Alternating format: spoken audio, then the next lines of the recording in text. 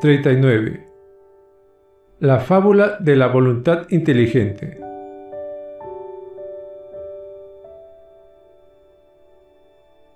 La historia de los sentimientos en virtud de los cuales hacemos a alguno responsable partiendo de los sentimientos que llamamos morales recorre las fases siguientes.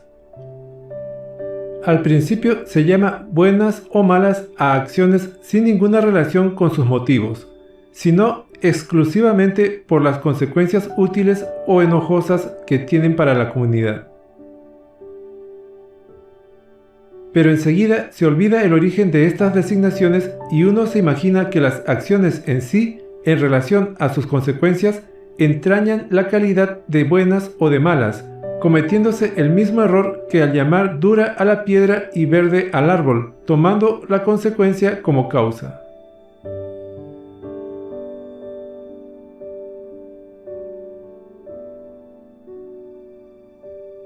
Después se relaciona el hecho de ser bueno o malo a los motivos, y se consideran los actos en sí como indiferentes.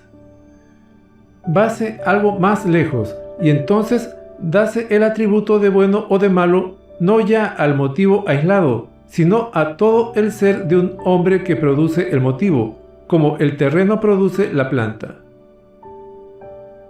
Así se hace sucesivamente responsable al hombre de su influencia primero, de sus actos después, de sus motivos a continuación y por último de su ser. Entonces se descubre que este ser en sí mismo no puede ser responsable, siendo como es consecuencia absolutamente necesaria y formada de los elementos y de las influencias de objetos pasados y presentes, y por lo tanto que el hombre no puede ser hecho responsable de nada, ni de su ser, ni de sus motivos, ni de sus actos, ni de su influencia. De esta manera se ve uno obligado a reconocer que la historia de las apreciaciones morales es también la historia de un error, del error de la responsabilidad.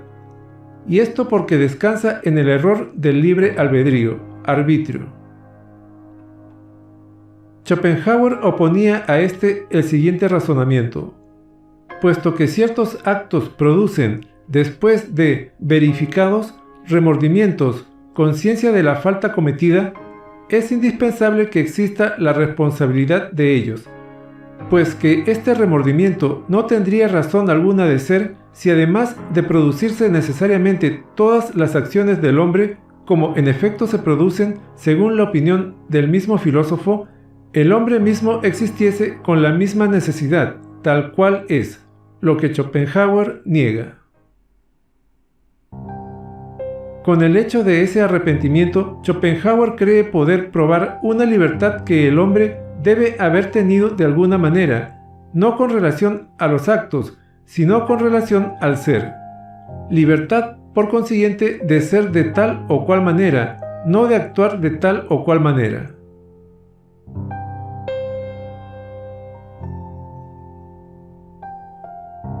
El esse, la esfera de la libertad y de la responsabilidad, tiene por consecuencia, según él, el operari, la esfera de la estricta causalidad y de la irresponsabilidad. Este arrepentimiento se refería en la apariencia al operari y en este sentido sería erróneo, pero en realidad al esse, que sería el acto de una voluntad libre, la causa fundamental de la existencia de un individuo, el hombre sería lo que quisiera ser, su querer sería anterior a su existencia. Hay en esto, aún prescindiendo del absurdo de esta última afirmación, una falta de lógica, que del hecho del arrepentimiento se concluye de pronto la justificación, la admisibilidad racional de ese arrepentimiento. Por efecto de esta falta de lógica, Schopenhauer llega a su consecuencia fantástica de la sedicente libertad inteligible. En esta fábula, Platón y Kant son cómplices por igual. Pero el arrepentimiento después de la acción no tiene necesidad de fundamento racional alguno, ni aun otra necesidad alguna, desde que descansa en la suposición errónea de que la acción no habría debido producirse necesariamente.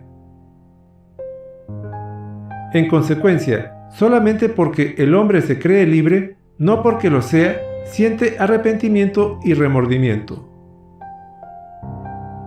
Por otra parte, ese pesar es cosa de que no puede uno desprenderse, porque es habitual. En algunos hombres no existe absolutamente para ciertos actos.